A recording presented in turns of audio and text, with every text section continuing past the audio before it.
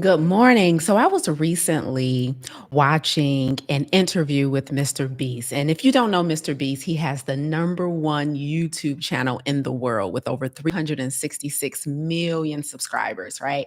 And Mr. Beast has been YouTubing since he was 11 years old. He's currently 26. And I was listening to one of my favorite entrepreneurial podcasts recently, and the interviewer asked Mr. Beast whether or not he was happy. He asked him, was he happy? Now, this man, again, number one YouTube channel in the world. He's the founder of Feastables, a chocolate brand. He's the creator of a really popular game show, the Beast Games.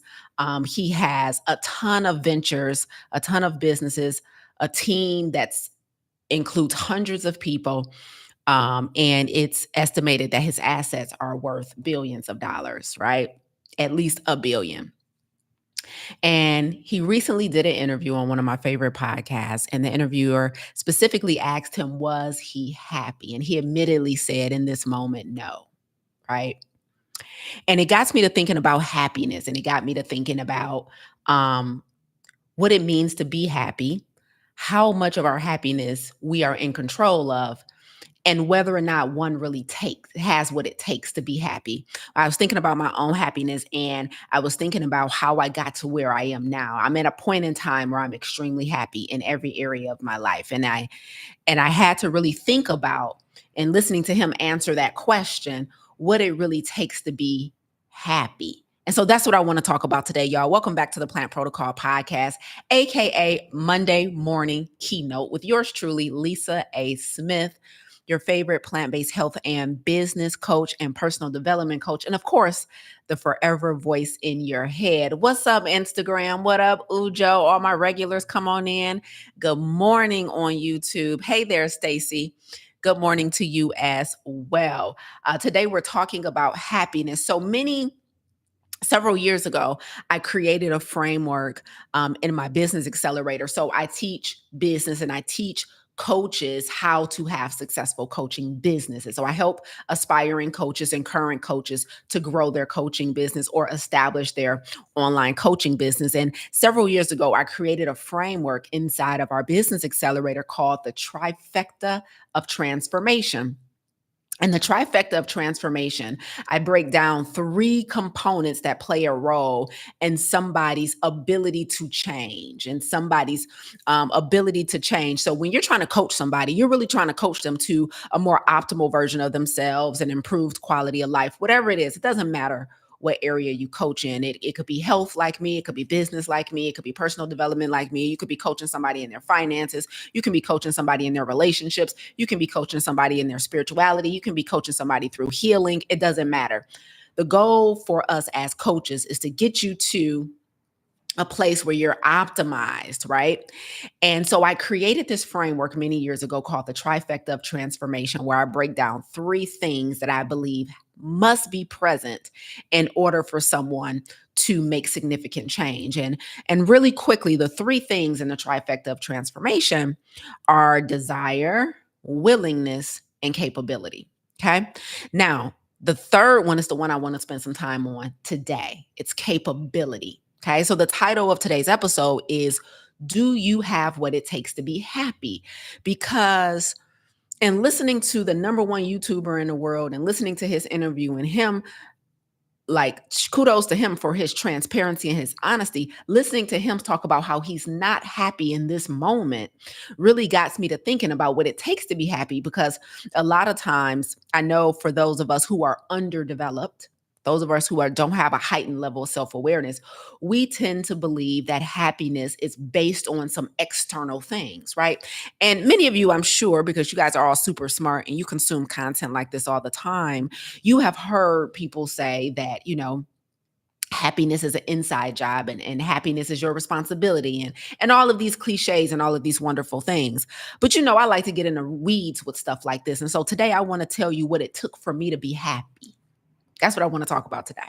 I want to talk about what it took for me to be happy in every area of my life. And I want to talk about what it might take for you to get there as well. So we're talking about capability today. Do you have what it takes? Do you have what it takes to be happy? right? And so I want you to think about an area of your life where you currently are, and I want you to think about where you desire to be. So somewhere where you haven't quite arrived yet. This might be in your health. I work with people every single day who are struggling to optimize their health. They either want to lose weight, they want to get off of meds, they just have recurring aches and pains and discomfort and inflammation, and they're really trying to get on the other side of that, right? Maybe it's in your career. One of the number one causes of chronic stress for a lot of people is their job, right? It's what they do every day for a living, whether you're working for somebody else or working for yourself, right? That is a point of contention for a lot of people. And so in this morning's keynote, I want to spend some time talking about what it takes to be happy at your job. What does it take to be happy in your health? What does it take to be happy in your healing? What does it take to be happy financially? What does it take to be happy overall? Like, these are things like every day people are like, help me. They're in my DMs, they are in my email, they are in my programs, and they're like, I'm trying to get from point A to point B, but there's something in between that needs to be done. And it's been my experience over the last several years, especially when I had to go through my healing journey of, abandonment from my father. It's been my experience that it takes something to get there. Like, it takes something. And I want to make sure you guys understand what it truly takes. And so I want to talk about this thing. So you guys all, I'm sure everybody's heard of IQ, right? And so IQ, it's like these standardized tests that measures human intelligence. And then many of you, especially if you've been rocking with me for a while, you've heard of EQ, emotional intelligence, which is your ability to understand and manage your own emotions and emotions of people around you. So that's EQ. But today we're going to talk about HQ. Okay, we're talking about HQ today. That does not stand for headquarters. That stands for your ability to understand and manage your own happiness. So for those of you who are watching right now, Instagram, YouTube, I want you to rate your happiness right now on a scale of 1 to 10, and just rate it overall, no particular area. Let's just say we were combining every area of your life: career, relationships, health, personal growth and personal development, spirituality, finances, all of that stuff. On a scale of 1 to 10, who's willing to be honest today and rate their current state of happiness? Like, in this moment, Monday, February 24th, not where you desire to be, not where you were last week or last year, but in this moment, on a scale of 1 to 10, how would you guys rate your happiness? Because this was a big deal for me when I listened to this interview with Mr. Beast, and he said he was not happy, which wasn't surprising to me, but I think it's surprising to a lot of people who think, if you're a multimillionaire or a billionaire, that you like happiness is automatic. So I was reading some comments after the interview and people were saying, I'm surprised. I'm like, well, why would you be surprised? Happiness ain't got nothing to do with the amount of money or things you have. So I'm seeing the votes coming in. Thank you, guys. Thank you. I'm seeing fives and sixes. What do we have here on YouTube? Where y'all at? 5.3, 7, 10, 5. Okay. I'm seeing it's 7. Okay. All right. So kind of mid. What I'm seeing the majority of people are average on the happiness scale. On the scale of 1 to 10, I'm seeing average. All right. Shout out to Alita. All right. 10. That's what's up. That's what's up. Let me see. Could get a couple more scores in here. Another 7 on Insta. All right. I'm seeing average, average, average. Now, here's the next question. If you are less than a 10, my next question is, do you know specifically what it takes for you to get from where you are, 5, 6, 7, to a 10? That's my next question. Yes or no? Like, if you're less than a 10, do you know what it takes for you to get to a 10? Like, are you crystal clear on what it takes? And I mean like the specifics of it, not like, oh, I just got to be more bold. But I mean, like, specifically, do you know, are you clear on what it takes to get from a 5, a 6, a 7, an 8 to a 10? Okay, I'm seeing some yeses. Shout out to Karen. Shout out to LaWanda. Okay, all right. I'm seeing a yes. Okay. The sun is lit on Instagram said it takes a flip phone and a once a week cuddle with a partner. Listen, bring back the flip phone, Jesus. Okay. Take away the distractions, God. She said it's going to take a flip phone. Amen. Okay. So I see mostly yeses. I see one no. Okay. All right. Very good. So what does it take? Now, if you know, I saw a lot of yeses. So if you know what it takes, here's my final question. Like, Lisa, I didn't come on here to take a quiz this morning. So here's the final question. All right. You said you're less than a 10. You said you know what it takes to get to a 10. And then this next question is slightly different. Do you have what it takes? Be honest. Like, I don't know, I'm not sure, and maybe I'm struggling. Because if you know what it takes and you're not there, I'm assuming that just means you're on a journey and you're doing the things. But if you're not doing the things to the best of your ability, my question becomes, do you have what it takes? That's different than, do you know what it takes? Right? Because there's no reason why we all shouldn't be quickly approaching 10. So if you're being completely honest with yourself, do you have what it takes? I have a mastermind called Clarity, and I do a private podcast for Clarity, right? So most of you guys probably know about my public podcast, the Plant Protocol podcast, but I also have a private podcast called Clarity, and I did an episode for them about a month or so ago. And in that episode 12, it was entitled, Do You Have What It Takes? Because here's what I find. I'm going to tell y'all what I find. I've been a coach for a long time. As you guys know, I say that almost every episode because y'all need to know. Okay. I've been a coach for 10 years, right? And what happens a lot of times is, like, when people come into our ecosystem, they do our challenge, or they come into Farm to Table, our plant-based coaching program, or they come into my business accelerator, like, they're excited, they're pumped up. Like, I want to lose weight. I want to get off these meds. I want my skin to clear up. I'm sick of these headaches. I'm sick of these digestive and these gut issues, these stomach issues, coach. Like, I want to love what I see in the mirror. I'm sick of hiding, coach. I'm sick of not showing up on assignment because I have insecurities. And so I hear all the things, right? And then when it comes to business, people come into our business accelerator and they're like, oh my God, I'm so sick of seeing people unhealthy and unwell. I'm so sick of people in my church and in my community and in my family struggling with obesity and diabetes and high blood pressure.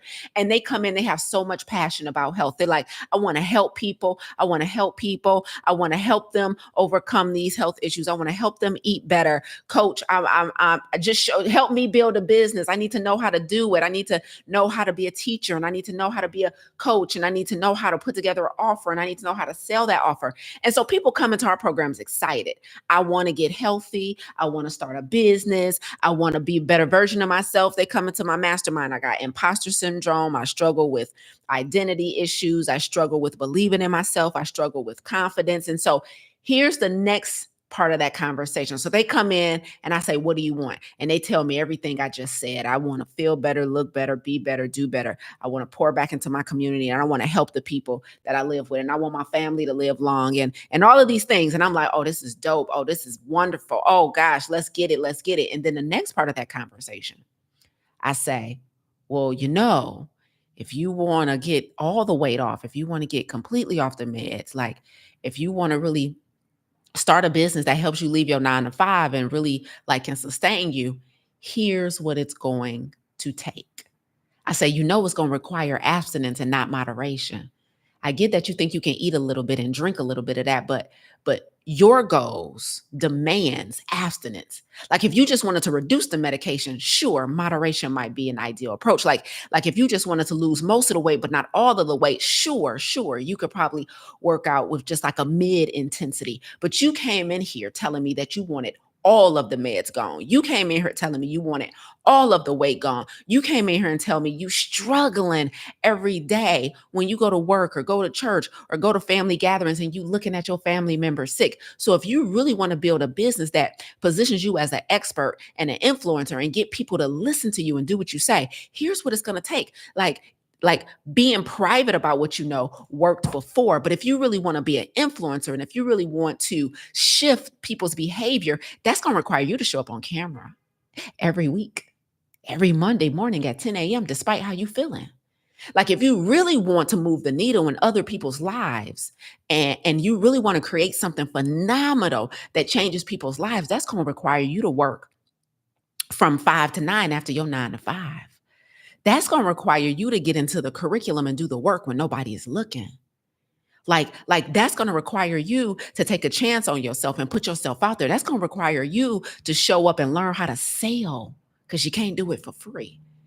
That's going to require you to become a marketer and tell people what you do and not be ashamed of it. That's going to require you to get on some stages in front of crowds of people who are all staring up at you and waiting for you to drop gems. Like, now let me ask you again. Do you have what it takes? See, because it's very easy to say, like, okay, I'm not at a 10, but I'm striving for a 10. And it's very easy to be like, I'm about a 7, I'm about an 8, Lisa. And it's very easy to admit, yeah, I know what it takes. Sure, absolutely. It takes hard work, it takes courage, it takes blah, blah, blah.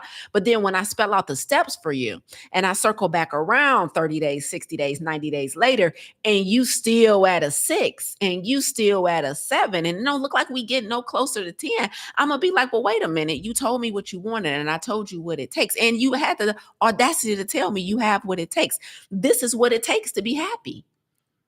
Like you told me you wasn't happy in your relationship, and I told you you was gonna have to have difficult conversations, and I told you you were gonna have to start making decisions, and I told you you was gonna have to have the courage to choose yourself.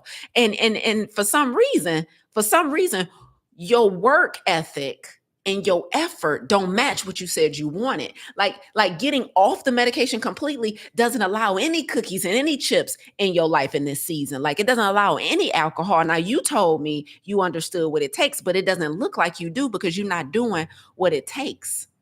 Like I need y'all to understand that happiness is not a matter of the luck of the draw. Happiness is not like, oh, it just, it's like some of us are blessed and some of us are lucky enough and some of us get handed and others don't. No, no, no, no.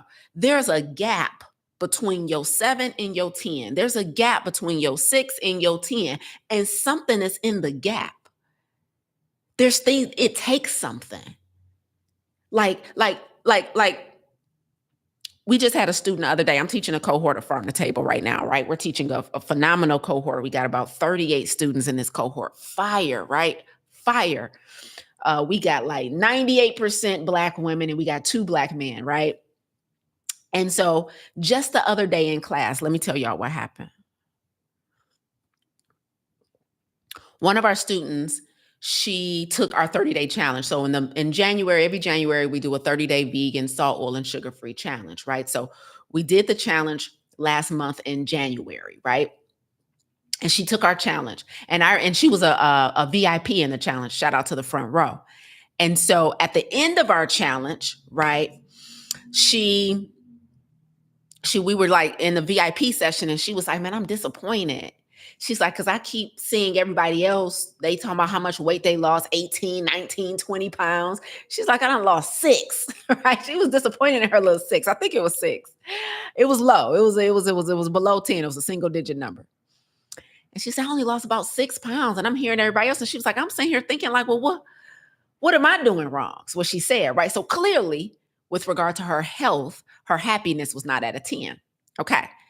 So, but she decided not to give up. She decided to keep going. And she then went from our 30-day challenge and she enrolled in Farm to Table, our plant-based coaching program. And so we had our second class in our cohort last week.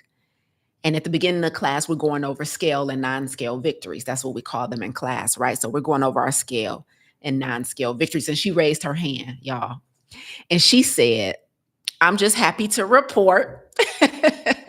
I'm just happy to report that I went ahead and did what you said, and I removed all of the healthy fats out of my regimen. She was like, I was going a little bit too hard on the nuts and the nut butters and the avocados. She was like, so I went ahead and significantly reduced those, right?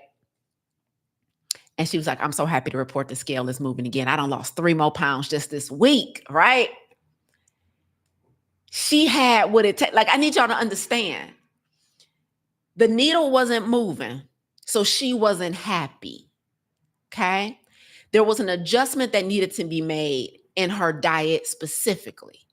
It required her to give up a little bit of the things that she was really enjoying. Although they were not disease promoting, they also weren't weight loss promoting. And I tell everybody who's on a weight loss journey when they come into the plant-based world that sometimes we can go a little crazy with the nuts and the seeds and the nut butters and the avocado because they're so delicious. So while they're healthy from a weight loss perspective, they can stall your weight loss if you're over consuming them.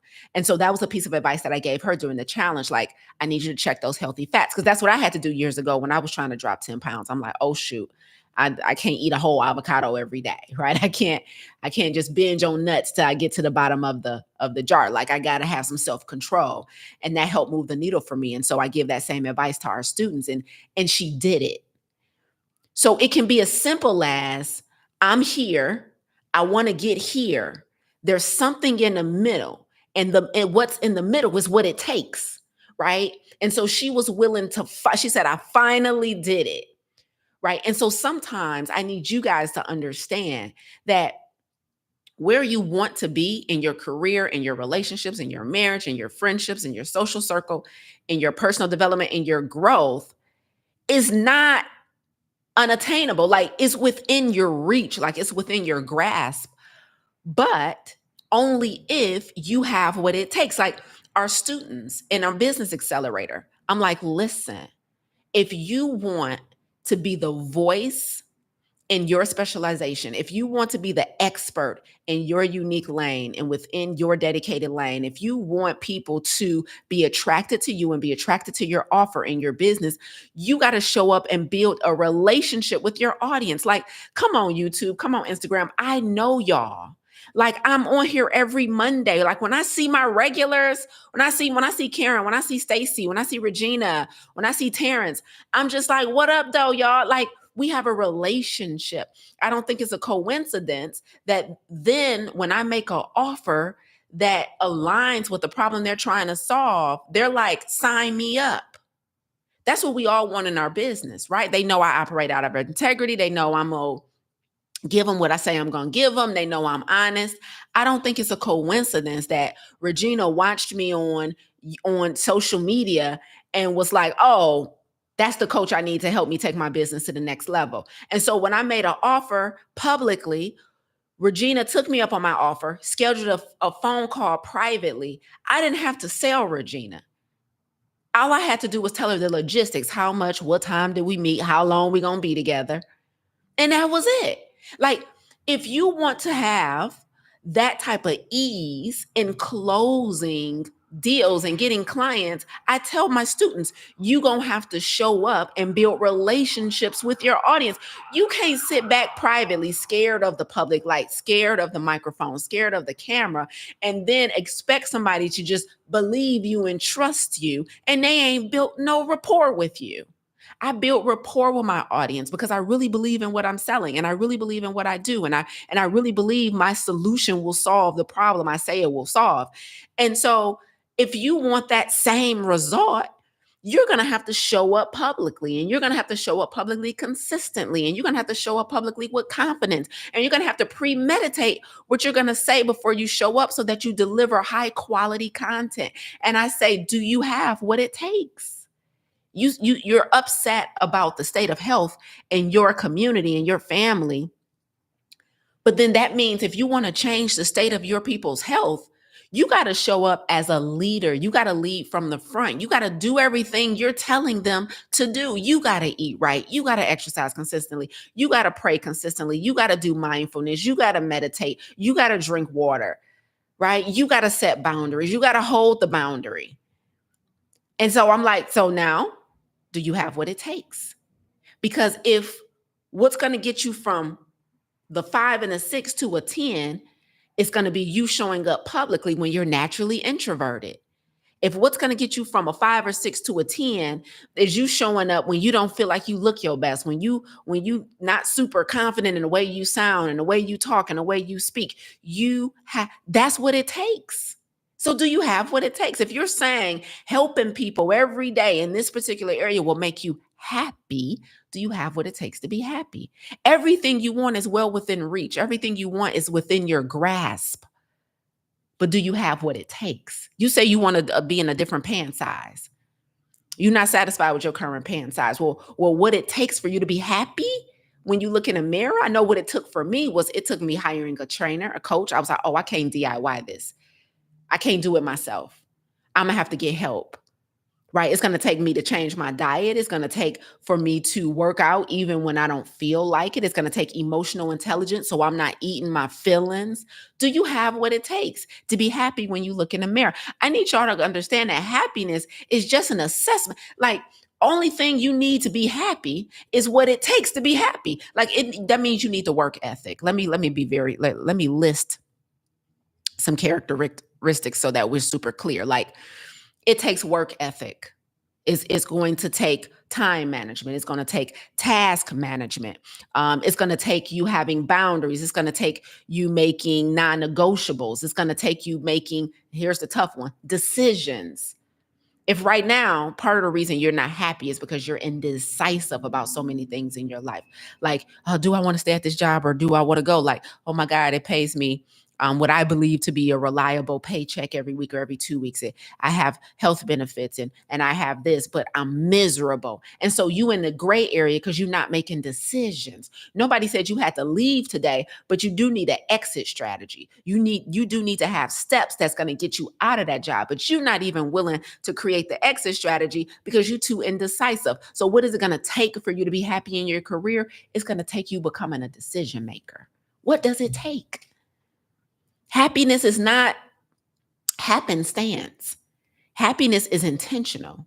Like when I reflect on my life and I'm like, man, I'm really happy with my social circle. Like I'm really happy with my career. I'm really happy with the company that I've built. I'm really happy with my team. Like I'm really happy in my relationship. Like I'm really happy in my health. But I wasn't born a 4, a 6. I built this. Like I didn't wake up like this, right? I worked for this. Like I lost 60 plus pounds. I had to do what it takes to be happy in my health. So happiness is not a happenstance. Happiness is not reserved for those selected few who are chosen. Happiness is something that you wake up every day and decide that you want, but then you have to look at where you are versus where you want to be. And you have to understand very clearly what it takes. So that means that when you come to somebody like me, who's an expert and a specialist in my field in plant-based nutrition, when you come to somebody like me, who's an expert and a specialist of building online coaching companies, if you come to a specialist and you tell them exactly what you want, I've had people come to me and they be like, Lisa, I want to travel like you. I want to speak like you. Like, I love the way you build community. I love the way you lead people. I want something very similar. And I'm like, oh, okay, bet. Well, here's what it's going to take. And they like, whoa, all of that? I'm like, all of that. Like, it takes something. Like, and so last year, you guys know that I've been working on my book, Radical Obedience. And I didn't want to take that rough draft into 2025. And so I had to look at what it would take for me to be happy for the process of writing my book, for the state in the process of writing my book, for getting it closer to being released. I said, what is it going to take? Because I'm not happy with the state of my book right now. So what is it going to take for me to move the needle and get my satisfaction level with this process to a 10? Some of us are dissatisfied in the process. And so I looked at how many days were left in the year, and I looked at how many pages I had to edit, and I had to do some math. I said, if I want to take a cleaner version of this book into 2025, I got to work on it every single day. I broke it down. I had to edit 3 pages a day to take a new, better version of this book into 2025. Do y'all know how hard that was? I had to challenge myself. I said, Lisa, do you have what it takes to edit this book